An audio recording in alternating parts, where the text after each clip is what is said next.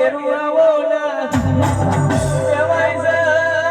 ઓનેરા કહેવાય છે